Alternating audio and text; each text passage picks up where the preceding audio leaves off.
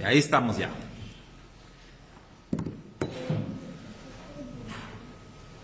Bueno, shalom, bendiciones. Estamos iniciando la clase de Romanos y estamos en el capítulo número 11.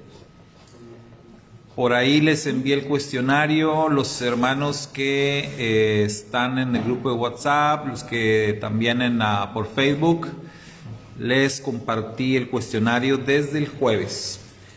De tal modo que pues ya deben de traer las respuestas, ¿verdad? Y así rapidito, les decía ahorita, rapidito vamos a terminar la clase. Pregunta, respuesta y ya. Listo. Bueno, shalom, bendiciones. Carlita, hermana Ketita, ahí le dije bien feo, hermana Ketita. Y los que se están por ahí agregando vía Facebook. Bueno, estamos en esta sección de Romanos. Les compartí que el capítulo 9, 10 y 11 de Romanos habla acerca del pueblo de Israel. ¿Sí? Es una sección dedicada pues completamente a lo que es el pueblo de Israel. Y este capítulo 11 vamos a ver pues un aspecto muy muy interesante del que habla Pablo acá. Y pues vámonos con la primera pregunta, que dice: ¿qué implicación natural hay para aquellos que creen que el Eterno desechó a Israel? Shalom, hermana Irene Luna, hermana Poli. ¿Qué implicación natural hay para aquellos que creen que el Eterno desechó a Israel? Que ya quedaron descalificados y que el Eterno se los ponga en la... Okay. Pues eso es lo que creen, ¿verdad? Porque hay muchos grupos dentro del cristianismo, sobre todo quienes creen en, pues se le llama la doctrina del reemplazo. Hubo un pues, ¿qué diríamos? Predicador, un predicador muy popular hace mucho tiempo, que incluso hasta hay una versión de la Biblia que lleva el nombre o el apellido, Scofield. Sí, ¿verdad? Scofield. Y este personaje hizo muy populares algunas doctrinas, entre ellas la doctrina del reemplazo. Otra es la doctrina del rapto, la doctrina de, ¿cómo le llaman a los tiempos? Ya se me olvidó. Los periodos, las dispensaciones, el dispensacionalismo. Entonces, Scofield hizo popular todo eso y de ahí se propagó mucho en el cristianismo moderno. Porque hay que decirlo, el cristianismo no siempre tuvo esas creencias. Entonces son muy recientes. El cristianismo del siglo 10, 11, 12, por allá, o sea, no creían para nada ni en el rapto, ni en las dispensaciones, ni en nada de eso. Entonces son doctrinas relativamente nuevas que se propagaron y que hoy en el cristianismo moderno muchos las creen. Entonces una de ellas es la doctrina del reemplazo. ¿Qué es lo que enseña esa doctrina? Que Dios desechó a Israel. Que Dios desechó a Israel y que se levantó un nuevo pueblo y que el nuevo pueblo es la iglesia. ¿Sí? Eso es lo que... Ahora, la pregunta es, ¿qué implicación natural hay para aquellos que creen que el Eterno desechó a Israel? ¿Mala interpretación? No. Implicación natural. Es decir, si yo creo eso, si yo creo que Dios, el Dios en el que yo creo, desechó al pueblo que Él mismo eligió, lo desechó, dijo, este pueblo ya no lo quiero, ahora voy a levantar un pueblo nuevo y es la iglesia. Si yo creo eso, ¿qué implicación natural hay? Que a mí también me puede desechar. Pues claro, Yo también voy a ser sí, desechado. que a mí también me puede desechar. O sea, si yo creo que mi Dios, que el Dios en el que yo creo, hace eso, si ya desechó un pueblo, ¿por qué no me va a desechar a mí? Es así de simple, ¿no? Sí, Sergio. También hay otra corriente que dice que no solo a los israelitas se desecharon, sino también a los cristianos. O sea, Sí. O sea, también que Jesús no cumplió con lo que tuvo que cumplir, ahora viene otra nueva. Ajá. De Los mormones. de los mormones. Dicen, no, La iglesia de Jesucristo de los santos de los últimos días. los judíos y los cristianos. Nada. ¿Y qué dice el cristianismo de los mormones? Que son una secta. Que son una secta, que son un invento. Pero te están pagando con la misma moneda. Porque si tú como cristiano te inventaste que Dios desechó a Israel para elegirte a ti, pues ahora surgen los mormones y dicen, Dios desechó al cristianismo y ahora los mormones somos los buenos. Y hasta que surja otro grupo y digan, no, los mormones ya fallaron también, entonces ahora seguimos nosotros, y va a ser el cuento de nunca acabar. Pero realmente, ¿Dios hace esas cosas? No. Dios anda eligiendo un pueblo y otro y otro y otro. Ni hay religiones tampoco. No es así, ¿verdad? Entonces, dice la hermana Poli que el verso 21 del capítulo 10 habla de Israel como un pueblo desobediente y rebelde, y es una de las cosas por las que en el cristianismo dicen fueron desechados. Ahora, lo que la Escritura enseña, acuérdense, es si el Eterno le dice al pueblo de Israel, concretamente a la casa de Efraín, porque acuérdense que se dividió en dos casas, y concretamente a la casa de Israel o casa de Efraín, el Eterno le dice que le va a dar carta de divorcio. Si el Eterno dice, ya no quiero nada contigo, eras mi esposa, pero aquí te va tu carta de divorcio. Pero ¿qué le dice en el mismo libro? En el mismo libro del profeta Oseas, el Eterno le dice, ahí donde te di la carta de divorcio, ahí donde te dije que tú ya no eres mi pueblo, ahí mismo, ¿verdad? Te voy a reconocer otra vez. Ahí serás levantado nuevamente como pueblo del Dios viviente. Entonces, en ningún momento existe eso de que el Eterno desechó a su pueblo.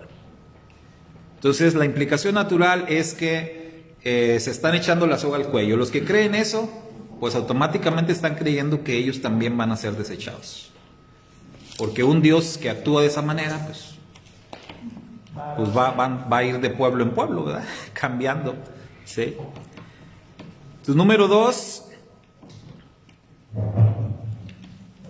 dos, ¿qué dice Israel?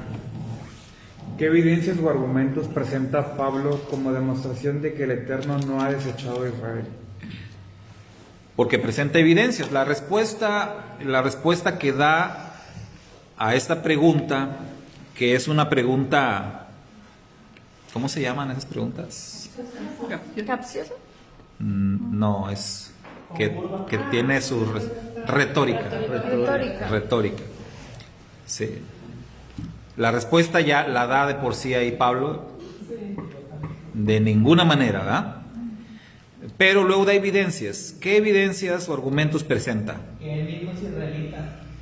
Lo primero, él dice, yo soy israelita. Entonces, si Dios hubiera desechado a su pueblo, pues yo no estuviera aquí. Yo mismo soy israelita, ¿verdad? Entonces, yo soy una prueba. Es lo que está diciendo. Yo soy una prueba de que Dios no ha desechado a su pueblo. ¿Qué otra evidencia presenta? Que el Eterno siempre guarda un remanente. Que el Eterno siempre ha guardado un remanente. ¿Sí? Entonces ahí ya empieza a explicar, empieza a decir, ciertamente el pueblo falló, el pueblo ha fallado, el pueblo se ha apartado, pero siempre ha habido un remanente, siempre. Entonces tenemos el caso de los tiempos de Elías. ¿Se acuerdan? Elías, ¿qué pensaba Elías? Que nada más él quedaba, pues estaba escondido. Entonces, Elías en su mente estaba desechando a Israel ya. Elías le dijo al Eterno, todo Israel ya se prostituyó, todo Israel ya se volteó, ya todo Israel está de parte de los Baales, los profetas que creían en ti, Señor, y que los han matado a todos, nada más yo quedo. O sea, el único fiel, el único israelita fiel aquí soy yo. Eso era lo que él creía. ¿Y qué dijo el Eterno? Por ahí traigo 7,000. un grupito, ¿no? Por ahí traigo 7,000, como tú. O sea, no te creas que eres el único. Tengo 7,000 que no han doblado sus rodillas ante Baal. Entonces, el Eterno siempre se guarda un remanente. Ciertamente el pueblo se ha rebelado a través de la historia, ha sido duro de cabeza, rebelde, contradictor, como dice la Escritura, pero siempre hay un remanente. Cuando el becerro de oro, ¿se acuerda? Todo el pueblo está ahí. O sea, aparentemente cuando vemos que dice la Torá, a veces dice la palabra así como que nos da a entender que todos, pero luego nos aclara que no eran todos. Cuando nos dice que hicieron el becerro de oro y que están todos ahí, uno piensa que eran absolutamente todos los israelitas adorando el becerro de oro. Pero cuando Moisés llega y empieza a poner orden, inmediatamente nos damos cuenta que había un grupo que no estaba participando. Había un grupo que estaban ahí a la expectativa, que no, yo no voy a participar de eso, pero tampoco sabían qué hacer. No había liderazgo. Llega el líder a poner orden e inmediatamente los que no estuvieron de acuerdo con lo del becerro de oro se ponen del lado de Moisés. Y son los que empiezan la matazón, ¿no? Son los levitas, la tribu de Leví. Entonces, así, en la historia siempre ha habido un remanente y esa es otra evidencia que da Pablo. Entonces, él habla de sí mismo, si yo soy una prueba, yo soy una evidencia, y la otra son las evidencias históricas, de que el Eterno siempre se ha provisto de un remanente. Nunca en la historia todo Israel ha traicionado al Eterno. Siempre ha habido un grupo fiel, siempre. Y por ese grupo fiel, el Eterno va a permanecer fiel a su palabra. ¿Se acuerdan cuando la plática con Abraham? Si hubiese 10 justos ahí, por esos 10 no destruyo las ciudades. Pero no hubo 10, ¿verdad? En Sodoma y Gomorra. Pero el Eterno empeña su palabra y él dice, habiendo un remanente de gente justa, yo los perdono a todos. Pero que haya un remanente. Entonces ahorita, en estos tiempos en los que está cerca el regreso del Señor, pues esperemos que haya un remanente, ¿verdad? Cuando Él regrese, porque si no, va a barrer con todo esto. Muy bien, número 3. Vamos a ver quién se quiere aventar esta. A ver, hermana Zoom. Dice, explica el verso 6. Explique el verso 6. Vamos a leer el verso 6. Primero leerlo y ahorita ver quién lo explica. Dice, pero si es por gracia, no es por obras, porque si no, la gracia no es gracia, y si es por obras, no es gracia, porque de otro modo las obras no son obras. Vale. Sí, ¿verdad? Parece un trabalengua. Está. Bueno, ahora hay que explicarlo. Aquí creo que está más fácil. A ver, vamos a ver otra versión. Dice, y si es por un favor, no se basa en las obras. De otra manera, el favor ya no sería favor. ¿Y ya? ¿Y ya? No, pues sí, está más fácil. ¿Sí? Que tu mano no sepa lo que la otra hace, por decirlo así. Como bien escrito en la Biblia, ¿no? Es por gracia. Bueno, pues puede ser, puede tener una relación. Pero aquí, ¿de qué está hablando? De la gracia. ¿Pero qué es lo que dice que es por gracia? Ellos son elegidos. Lo del remanente, ¿no? Así en el verso 5. O sea, lo del remanente. Tengo que hacer obras para ser elegidos. Yo lo asocié a que hay un pasaje que también hemos estudiado que dice que fuimos elegidos desde antes de la fundación del mundo. O sea, todavía no había ni chance para que hiciéramos obras y ya éramos elegidos. Entonces, por gracia. Sí. Entonces, algo así lo entendí. No es que, no es que no sean necesarias las obras, sino que no teníamos que haberlas hecho ya para que la gracia del Padre nos alcanzara. Entonces, todo el trabalenguas que sí viene en algunas versiones así, da medio complicado. La conclusión sería que el Eterno nos elige por gracia, ¿verdad? O sea, por gracia. Y dice ahí, y si es por gracia, no es por obras. Porque si fuera por obras, entonces ya no es gracia. Pero luego dice algo a favor de las obras, ¿no? En el mismo texto. También es importante. También dice que las obras igual son importantes, ¿verdad? Nos da a entender. O sea, no está descalificando las obras. Se complica el verso y puede ser difícil de entender, porque por un lado está asegurando que es por la gracia, pero por el otro no quiere descalificar las obras o no descalifica las obras. Lo único que dice es que Dios te elige, te salva por gracia, no por tus obras, pero no por eso debes de descalificar las obras o de no hacer las obras. O sea, Debe de dejar de hacer obras. exactamente. Entonces, ahí es donde de repente algunos se pueden confundir, pero no es tan difícil de entender, ¿verdad? Hermana Poli nos dice que al final del verso 5 dice que el Eterno ha levantado un remanente escogido por gracia. Así que el verso 6 dice que esto fue por la gracia del Padre, no por lo que haya hecho ese remanente. ¿Sí? O sea, y si tomamos en cuenta ese remanente, esas personas, ¿qué hicieron? ¿Hicieron algo? Sí. O sea, sí hicieron algo diferente, sí hicieron, por decir, obras. Mencionábamos a los del becerro de oro. Los del becerro de oro, que fue un remanente que no participó. ¿Qué hizo de bueno? No participar. Ellos, mientras todo el pueblo estaba danzando alrededor del becerro y cantando y aplaudiendo y diciendo, este es nuestro Dios que nos sacó de Egipto, ese remanente estaban como que por ahí apartados nomás viendo, quizás asustados, pero no estaban participando. Se puede decir que eso era una buena obra, pero el Eterno no los elige por eso. Entonces puede resultar complicado, ¿verdad? Pero no los elige por eso. No son por sus buenas obras, es por su gracia. Sin embargo, la buena obra fue importante, ¿sí? Fue importante. Entonces, pudiéramos decir, haciendo una conexión como siempre hacemos del mundo espiritual con el mundo físico, que la gracia y el saber que somos elegidos por gracia, tener claro esto, la gracia es para con el Eterno y nuestras buenas obras son para con el prójimo, ¿verdad? Para con el mundo. Van a tener un impacto aquí, tienen un impacto allá también, pero nosotros tenemos que tener claro que es siempre por su gracia. Todo es gracia, recuerden, todo es gracia.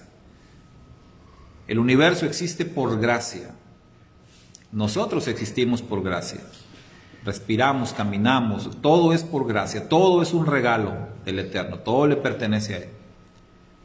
Entonces, las obras que hacemos también son por obra de gracia, de Él.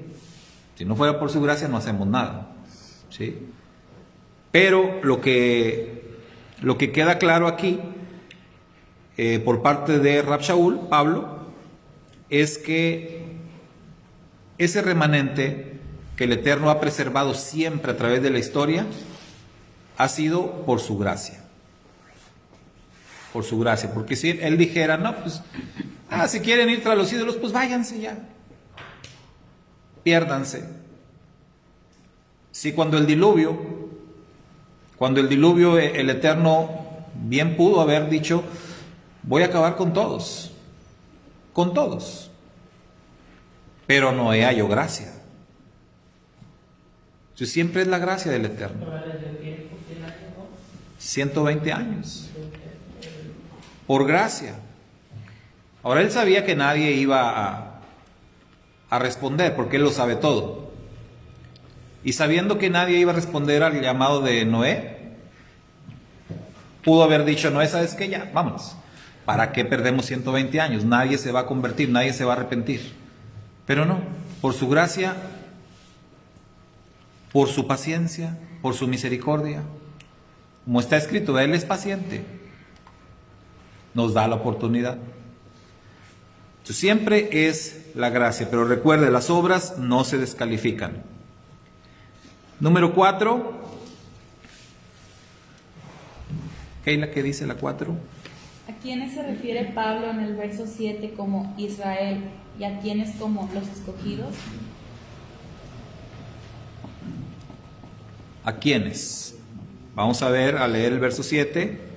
¿Qué concluimos entonces? Que Israel no consiguió lo que buscaba, pero los elegidos sí lo consiguieron y los demás fueron endurecidos. Entonces ahí está haciendo una división. Tiene dos grupos de personas y a unos los identifica como Israel y al otro grupo los identifica como los elegidos o los escogidos. Entonces hay que seguir con el contexto. En el contexto está hablando del remanente fiel. Que es Israel. ¿Esos serían los escogidos o Israel? Y entonces Israel, ¿quién es? Pues también están elegidos. Todos completos. Porque en el contexto está hablando de Israel, ¿verdad? Está hablando del pueblo de Israel, pero está diciendo que Israel, una parte de ellos se endureció, una parte de ellos se apartó y otra parte fue el remanente. Cuando pasó lo de Elías, había 7,000. 7,000 era el remanente. El resto del pueblo era Israel. Pero un Israel que se había ido detrás de los Baales. Un Israel rebelde. Un Israel que seguía las órdenes de una reina cruel, despiadada, que enseñaba idolatría al pueblo. Ese era Israel. Había un remanente. Cuando Elías hizo lo que hizo en el nombre del Eterno allá en el Monte Carmelo, entonces todo Israel, todo el Israel rebelde terminó por convertirse, porque todo Israel terminó por reconocer y decir: Yahweh es Dios, Baal no es nada, tuvo que pasar aquello. Atención con esa imagen de ahí, de Elías en el Carmelo, porque Elías viene de vuelta al final de los tiempos y viene a hacer algo parecido, ¿sí? Entonces, cuando dice ahí el verso 7, ¿a quién identifica como Israel? Está identificando a los israelitas rebeldes, a los israelitas que se apartan, a los que se convierten en idólatras. Y los escogidos no son de otras naciones, o sea, son de Israel. Es el remanente de Israel. Sí, porque ahí fácil se van a querer acomodar otros, ¿verdad? Ya ven, la iglesia es la elegida, Israel ya no. Pero no es así. Hay que seguir el contexto. Y en el contexto siempre está hablando de Israel. Todo esto ocurre dentro del pueblo de Israel. Entonces, hay una parte de Israel que se rebela y una parte de Israel que permanece fiel. Pero todos son Israel. Número 5. Pregunta 5. A ver por allá, hermana Leida. Las escrituras son citadas en los versos de 8 al 10 y qué significan. Isaías 29:10, Deuteronomio 29:4 y Salmo 69:22 y 23. Muy bien. Y dice, ¿qué significa? ¿Lo leemos? ¿Lo estabas leyendo ¿Ayer la traías contestada o lo estabas leyendo ahí de las respuestas? No, lo traía contestado. Muy bien. Es que ya había contestado la hermana Angelita Canel. Gracias, hermana Angelita, ya contestó también. Deuteronomio 29:4, Isaías 29:10, Salmos 69:22 y 23. Leo los versos 8 al 10. ¿Qué significa? Dice, como está escrito, Yahweh les dio un espíritu de sueño, ojos que no ven y oídos que no oyen hasta el día de hoy. Y David dice que su mesa se convierte en trampa y red, en tropezadero y castigo para ellos. Que sus ojos se nublen para que no vean y hasta su espalda se doblegue para siempre. Pues de un plan del Eterno para Israel de meterlos en en esta ceguera espiritual, digamos, por un tiempo determinado por él. Muy bien. Entonces vemos ahí que esto ya era algo que estaba contemplado. Sí. O como alguien dijo por ahí, todo está fríamente calculado. ¿Sí? O sea, eso no era algo sorpresivo. Esto ya era algo que el Eterno tenía contemplado que iba a pasar. Y de hecho era necesario que pasara. ¿Sí? A veces las cosas que pasan en nuestra vida y que consideramos como malas, como tragedias, son necesarias. Es decir, era necesario que pasara. Si no hubiera pasado eso, el resultado no hubiese sido un cambio de vida, ¿no? Entonces era necesario. Y eso es lo que está diciendo estas escrituras ya mencionadas, Deuteronomio, Isaías y el Salmo 69, nos hablan de algo que ya estaba contemplado, que era necesario que ocurriera. Número 6. Consulte la respuesta a la pregunta planteada en el verso 11 en por lo menos 3 distintas versiones de las Escrituras. Yo creo que sí tenemos como 3 versiones aquí, ¿verdad? Sí. Entonces vamos a ver primero qué dice el verso 11. ¿Cuál versión? La pregunta que se plantea en el verso 11, ¿cuál es? Pregunto pues, ¿acaso tropezaron para caer? De ninguna manera, sino que por el tropiezo de ellos ha venido la salvación a los gentiles para provocarlos a ellos a celos. Muy bien, entonces la pregunta La que Pechita. plantea es versión Pechita. Pechitas. La pregunta que está planteando es si el tropiezo que ellos tuvieron fue ¿para qué? Para caer. Para caer, o sea, para perderse. De ninguna manera. Ok, la respuesta que da acá la versión Pechita dice de ninguna manera. De ninguna manera. Otra versión que responda diferente. Jamás suceda eso.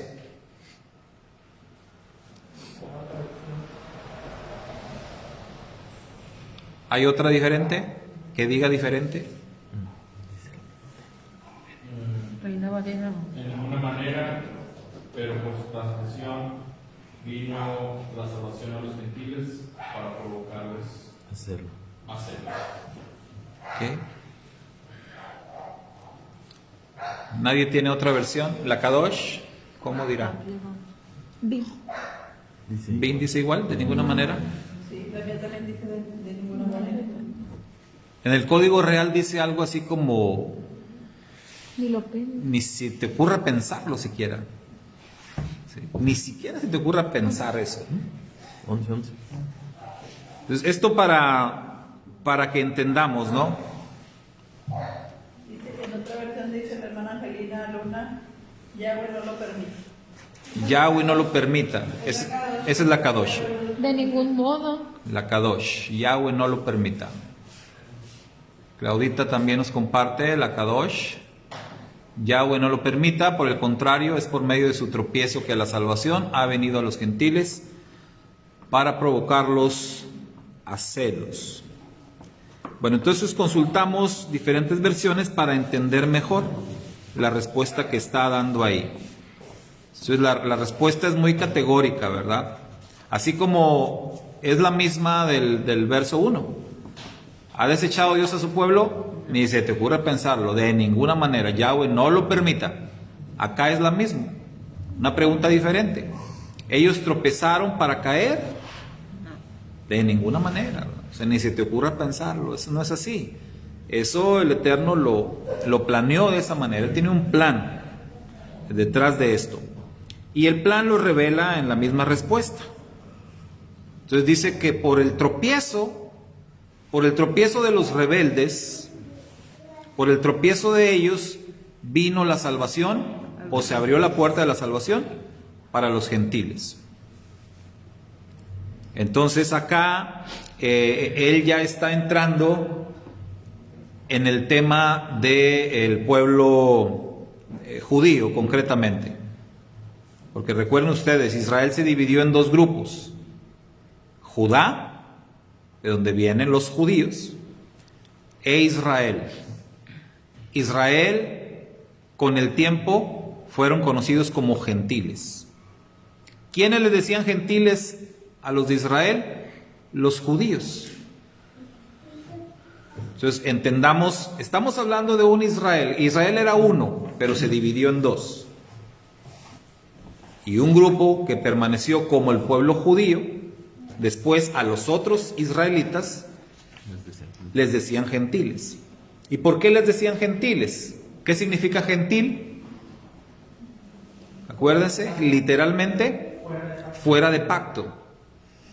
Entonces el pueblo judío le decían a los otros israelitas, ustedes son gentiles, ustedes ya se salieron del pacto, están fuera del pacto. Y por eso les empezaron a llamar gentiles. Ahí es donde entra esto de lo que habla Romanos 11. El pueblo judío tropezó,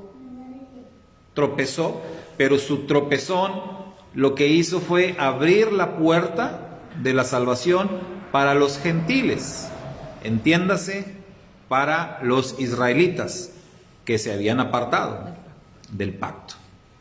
Para ellos se abre la puerta de la redención.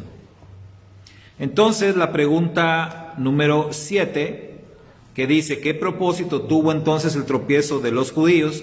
¿Y qué nos revela eso acerca del Eterno? Bueno, ya lo dijimos, ¿no? ¿Qué propósito tuvo?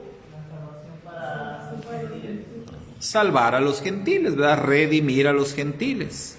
¿Y eso qué nos revela del Eterno? ¿Qué podemos ver? Misericordia. Soberanía, su misericordia, amor, justicia. Vaya, o sea, el carácter del Eterno revelado en esa acción. En esa acción de fidelidad también, ¿no? Su fidelidad. O sea, él no olvida su promesa. Aunque ellos fueron infieles, Él permaneció fiel.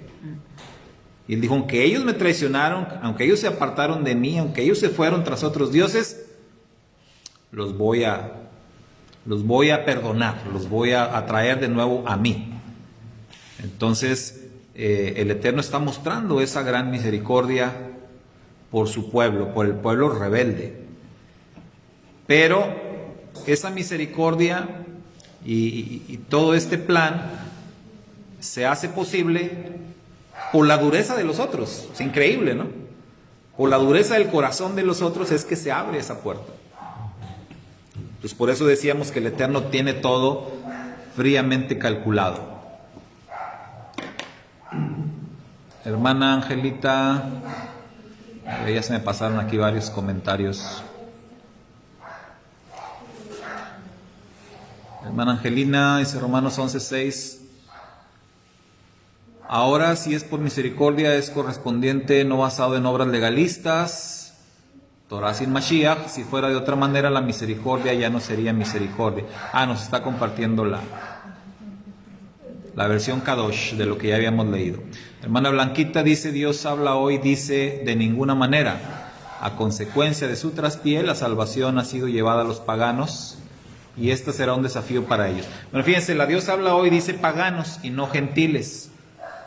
La Dios habla hoy es una versión que es muy fácil de entender, pero la Dios habla hoy es más como una paráfrasis.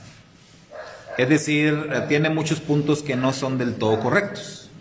Como en este caso, cuando dice gentiles, dice paganos, no es lo mismo un pagano que un gentil, ¿verdad? No es lo mismo, o sea, hay diferencia.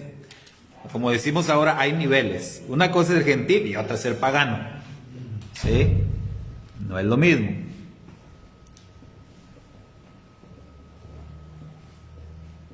Hermano Carlos también nos comparte otra versión, que es la Biblia de Jerusalén. La hermana Ángela dice que el propósito es extender la misericordia para los gentiles escogidos, tribus perdidas y aquellos que quieran, a través de Yeshua, ser parte de Israel. La hermana Poli dice de ninguna manera, ya que era necesario para la salvación a los gentiles. Muy bien. Entonces vamos con la siguiente pregunta. Número 8. A ver, esposa. Resuma los versos 12-15 en una frase. Los versos del 12 al 15. Entonces vamos a leerlos primero, que dicen los versos del 12 al 15, y vamos a tratar de resumirlos en una frase. Pero si su delito es riqueza del mundo y su fracaso riqueza de los gentiles, ¿cuánto más su plenitud? Pero a vosotros, los gentiles, digo, por cuanto yo soy apóstol de gentiles, honro mi servicio, por si de alguna manera provocara celos a los de mi carne y salvar a algunos de ellos, porque si la exclusión de ellos es la reconciliación del mundo, ¿qué es su readmisión, sino vida entre los muertos? Ok. Es la versión textual, ¿verdad? Sí. ¿Alguien quiere resumirlo en una frase? Redención. En una frase, no en una palabra. En una frase. Una frase que está en la misma palabra que le dijo el Eterno a Abraham. Él será bendito todos los pueblos de la tierra, o sea, en Israel serán benditos todos, por una forma o por otra, pero finalmente es así. Muy bien. Porque ahí está hablando de que, otra vez, ¿verdad? Si la caída, si el tropiezo fue bendición. O sea, su caída, su error fue bendición. ¿Qué irá a hacer? ¿Qué irá a hacer cuando ellos sean restaurados? Eso es. Eternidad.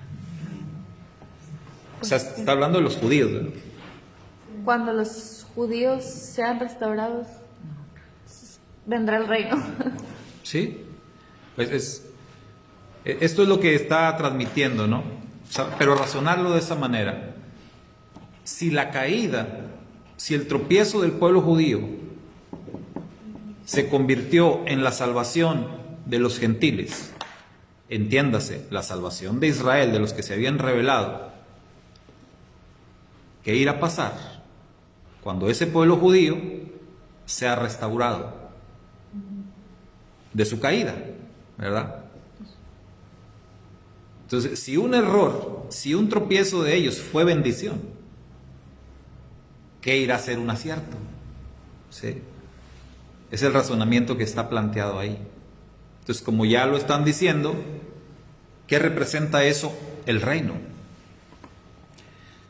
Los mejores predicadores del mundo, de donde hemos recibido la palabra, son ellos. ¿Sí? Son ellos. Sin embargo, el pueblo judío se ha negado por siglos, se ha negado a compartir. Saben ustedes que los judíos, ellos no son de hacer prosélitos, ¿verdad? No son como misioneros. Ellos no son de andar tocando puertas y de andarte invitando y de andar... No. Ellos son muy celosos de la Torá y ellos conocen mucho, pero ellos se lo reservan para ellos.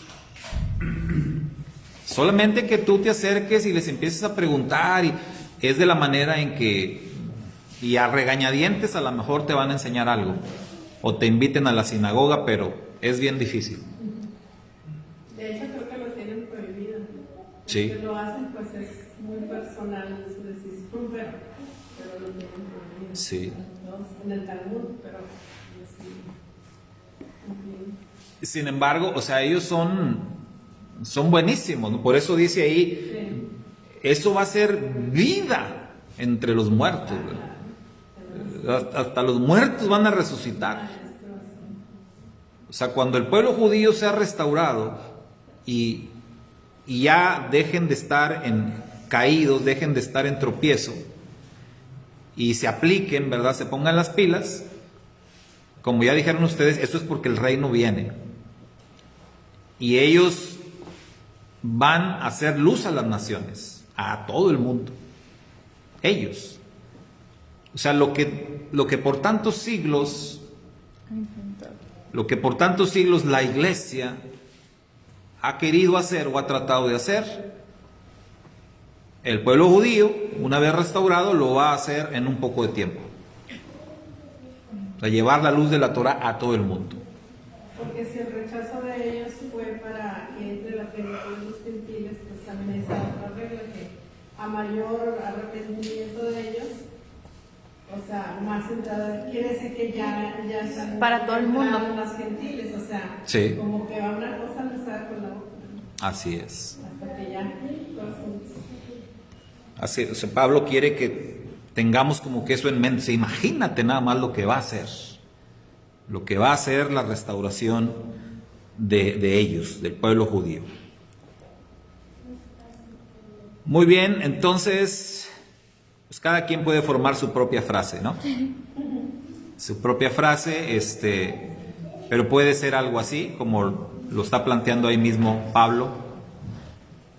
Si su caída representó bendición, su restauración va a representar una bendición pero multiplicada a la millonésima, ¿no? ¿Sí? O si un error de ellos resultó en bendición, un acierto, ¿en qué resultará?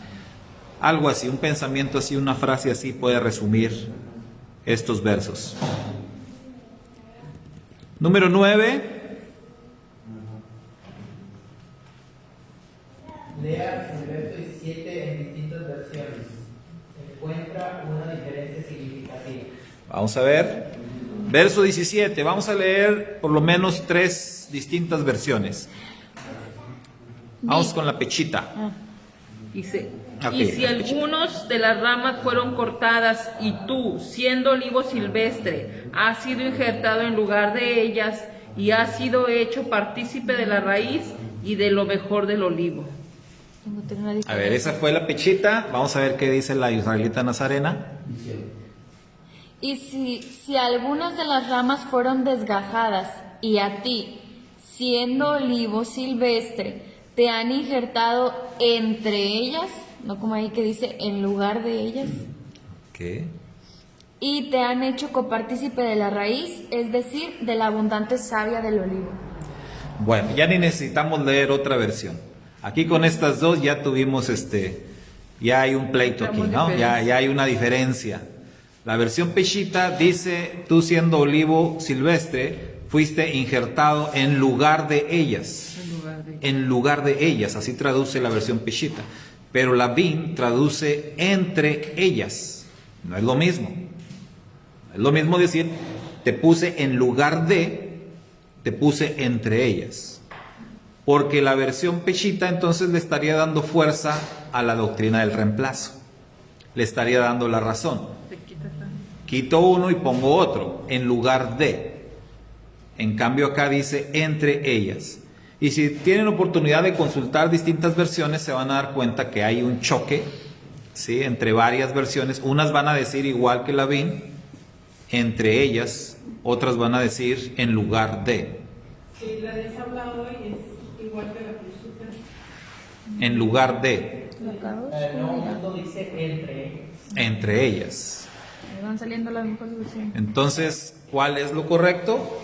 Entre ellas. Entre ellas, ¿sí? Entre ellas.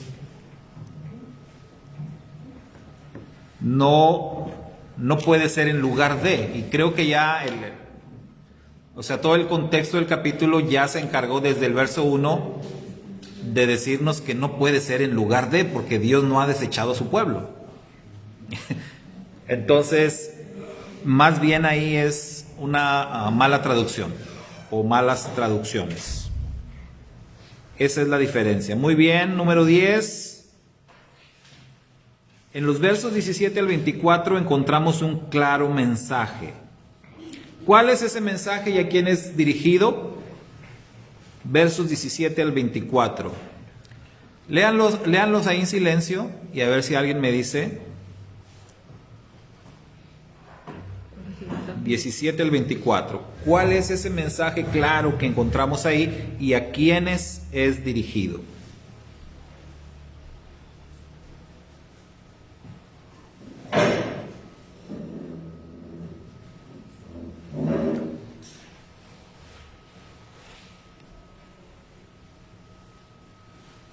Shalom, Roberto Salvatierra.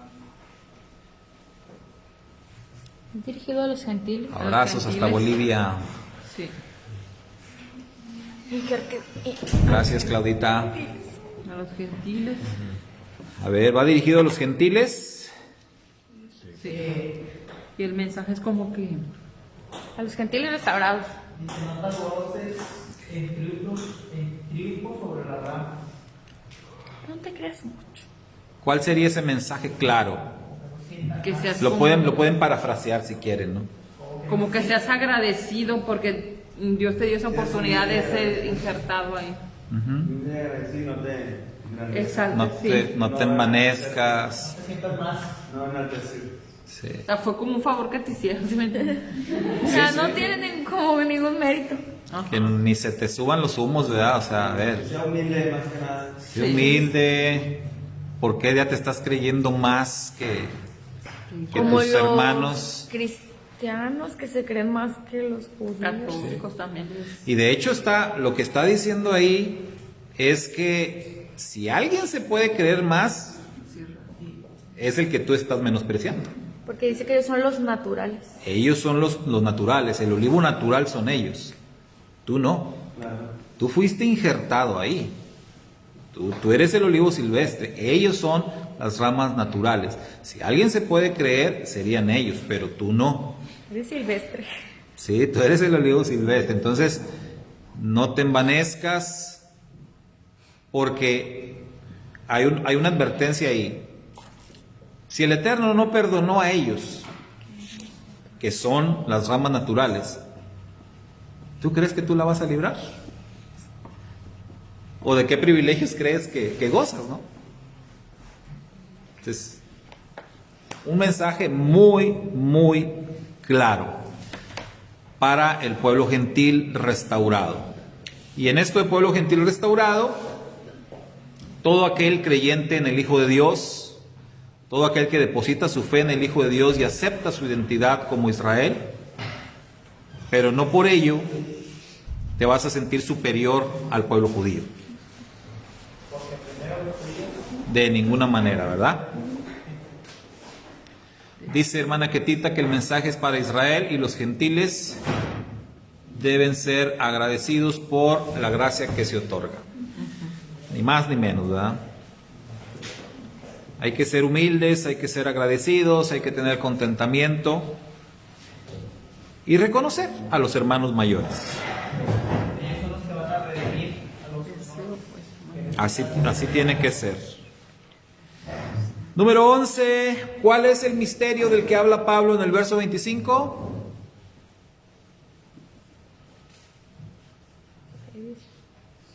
Verso 25 habla de un misterio. Espero que todas las versiones usen la palabra misterio. Secreto, bueno. Secreto, misterio. Pero ¿cuál es ese misterio?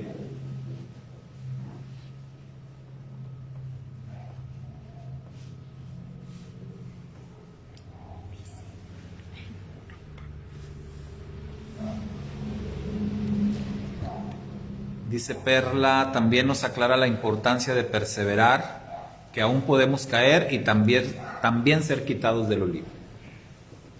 Así es. ¿Cuál es el misterio? Aquí dice que Israel tiene una ceguera parcial de corazón hasta que haya entrado la totalidad de los gentiles. Que como que ellos han sido velados para hasta que se cumpla el total de las personas se reúnan las tribus, de las 12 tribus, Para que algo ellos así. reconozcan a Yeshua. A Yeshua como su Salvador. como Salvador. Pues sí. Ujú. Miren. Lo que sucedió a Israel, el porqué de lo que le sucedió a Israel. El misterio es ¿no? Que hablamos de dos pueblos y ambos pueblos se descalifican el uno al otro. Si hoy habláramos en términos de religión, hablaríamos de cristianismo y judaísmo. Y entonces diríamos que el cristianismo y el judaísmo son dos religiones opuestas la una a la otra. Y el judaísmo descalifica al cristianismo. El judaísmo dice, el cristianismo es una bola de idólatras, y son esto y son lo otro. Y el cristianismo descalifica al judaísmo y dice, ustedes son los asesinos de Cristo. Y bueno, y ahí se tiran el uno al otro. El misterio del que habla Pablo, y que nadie se lo espera, y que dice por ahí un maestro de Torah, es el as bajo la manga del Eterno, es que al final de los tiempos va a resultar que cristianismo y judaísmo, mira, se van a dar la manito, y va a resultar que ambos son el pueblo de Dios. Ambos son el pueblo de Dios. Y ese es el misterio del que está hablando aquí Pablo. Este es el misterio. Pero para esto tendrá que regresar el Mesías. Y es el Mesías el que finalmente va a unir a los dos pueblos. Y es cuando los judíos van a decir, entonces Jesús, Yeshua, sí era el Mesías. Y los cristianos van a decir, entonces sí teníamos que obedecer los mandamientos y teníamos que seguir guardando la Torá de Moisés. Ahora empezamos desde ahorita. Bendito el Eterno, que habemos un grupo que ya desde ahorita hemos entendido ambas cosas, ¿verdad? Hemos entendido ambas cosas y creemos en Yeshua como el Mesías de Israel y creemos que debemos de seguir guardando el pacto. Creemos que el pacto está vigente. Igual en el judaísmo ya hay unos que creen en judío Mashiach. mesiánico. Y ahorita mismo, ¿verdad? En el judaísmo hay mucho judío convirtiéndose a Yeshua, no a una religión, convirtiéndose a Yeshua, aceptando a Yeshua como Mesías. Y sigue habiendo mucha gente dentro del cristianismo, mucha más gente del cristianismo, que se está convirtiendo al Dios de Israel, a las raíces hebreas, aceptando el pacto, la vigencia del pacto, y dándole la espalda a ese cristianismo moderno, a esa teología del reemplazo y todas estas cosas. Cada vez es más fuerte. O sea, la restauración de la que habla aquí, el misterio se está haciendo realidad delante de nuestros ojos cada vez con más fuerza. ¿Sí? Pero, por ejemplo, todos los judíos, es cuando Mashiach venga y el velo les sea quitado, ¿van a creer en Mashiach? Sí. Porque entiendo que a todos los judíos se les quita el velo, pero no todos los cristianos ya guardan los mandamientos, que es lo que es falta. Y no, igual tampoco todos los judíos, porque acuérdense, actualmente hay un movimiento muy fuerte que es el sionismo, y el sionismo es más como enemigo de la verdad. El sionismo va a promover un falso Mesías. El sionismo va a promover lo que el mundo conoce como el anticristo. El falso Mesías que va a manifestarse en algún momento y al cual se le está preparando el camino con todo lo que está pasando, es algo que apoyan muchos sionistas. Hay muchas personas que les gusta seguir a ciertos maestros o ciertos rabinos de Israel. Hay que tener cuidado también a quién estás siguiendo, a quién estás escuchando. Hay un personaje por ahí muy popular, no quiero decir porque pues esto se comparte, ¿verdad?, en Facebook, y no quiero levantar ahí polémicas, pero hay un personaje muy popular que vive allá en Israel y que muchísima gente lo sigue, su canal de YouTube, y que hace muchas publicaciones muy interesantes. Pero como está escrito, no hay nada oculto que no haya de ser manifestado. Y hace algunos días este personaje, por una publicación que hizo, se abrió como un debate en su publicación y se manifestó claramente en apoyo al actual presidente de los Estados Unidos y totalmente en contra del pasado presidente de los Estados Unidos. Y con eso, él está mostrando su postura sionista, ¿sí? Porque el sionismo está en apoyo del actual presidente. Y entonces ahí estamos viendo hacia dónde se está moviendo todo esto. Y el actual presidente de los Estados Unidos, y a ver si no me vetan por esto de Facebook, córtale mi chavo, pero el actual presidente de los Estados Unidos de Norteamérica es un enemigo de la palabra, y es un enemigo de Dios, y es un enemigo del cristianismo y del judaísmo y de todo. De los principios. De los principios bíblicos. Sí, es un enemigo declarado. Y va a mostrar ya la está mostrando. Ya la está mostrando. Desde que fue la presentación. Sí. La oración. Desde la presentación. Entonces, yo siempre dije, ¿verdad? El anterior presidente podía ser antipático, odioso, caerle mal a medio mundo, pero era un fiel defensor de los principios bíblicos. Eso nadie se lo puede quitar. Entonces, por eso hay que tener cuidado. A quién seguimos, a quién leemos y todo esto. Y creo que ahorita muchos judíos se van a ir con este espejismo y van a creer en el falso Mesías y van a apoyar. Ahora, acuérdense de algo que vimos en un estudio muy importante que dice el Apocalipsis: a los que se dicen ser judíos y no lo son. Actualmente, los que dicen ser judíos y están allá en la tierra de Israel no son judíos. Son los que dice Apocalipsis que se dicen ser judíos y no lo son. Eso hablando de una cuestión de descendencia. La promesa de redención para el pueblo judío, específicamente en las Escrituras y a través de los profetas, es para los judíos que habitan en la región de Sefarad. Sefarad, que es la península ibérica, España, Portugal. Pero hay otro grupo de judíos conocidos como askenazíes, y que son los que mayormente viven ahora en la tierra de Israel. Y recuerden esa palabrita askenazí, y recuerden quién fue Askenaz en la Biblia. Entonces, hay quienes se dicen ser judíos, pero no lo son. Hay que tener cuidado con eso también. Muy bien, concluimos. Solo quería agregar en la pregunta esta, la última, que era también eso del misterio, que era el cumplimiento de la promesa que se hizo en Génesis 48, Ajá. de la bendición que Jacob le dio a Efraín, ¿verdad? Hablando de la multitud de naciones. Así. Vemos ese cumplimiento en este misterio. Melojagoyim, ¿verdad? Y por eso ahí también, o sea, otra vez la caída, el tropiezo de Israel, que Israel, las 10 tribus perdidas, fueran llevadas en cautiverio a todo el mundo, también fue un plan del Eterno. ¿Para qué? Para que se cumpliera esa promesa. Y para que a través de estos descendientes de Efraín, el mundo entero pudiera conocer de la palabra de Dios.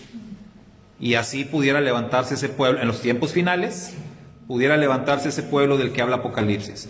Esa multitud numerosa que nadie puede contar, vestidos de ropas blancas, que son precisamente los descendientes de Efraín. ¿Sale? Bueno, y la número 12 no es una pregunta, es más bien una tarea. ¿Alguien se lo memorizó? Que nos lo diga. A ver, hermana. Valeria, La versión que sea. aprendimos en la Biblia. ¿Quién más lo aprendió a mí? ¿Quién me es el caudal de la sabiduría y del conocimiento de Elohim? Cuán incomprensibles son sus juicios e inescrutables sus caminos. Porque ¿quién entiende la mente de Yahweh? ¿O quién es su consejero? ¿O quién le ha dado a él primero para que Tenga que recompensarlo? Porque él es el origen, el medio y la meta de todas las cosas. A él sea la gloria por los siglos. Amén. Amén. El origen, el medio y la meta. Esta es tarea para todos, para la próxima clase, memorizarnos los versos 33 al 36, que son palabras maravillosas, sí, muy, muy profundas. En cualquier versión que se lo quieran aprender, la tradicional, Reina Valera 60, la que sea, pero apréndanse por favor esos versos. Disculpe, hermana Halrod, que no le respondí, pero por ahí, gracias hermana Poli que le contestó. Sí, ahí se queda grabada la clase, hermana, si lo quiere ver después toda la clase. Estamos en Romanos. Bueno, terminamos. Shalom, bendiciones, cuídense. Terminamos por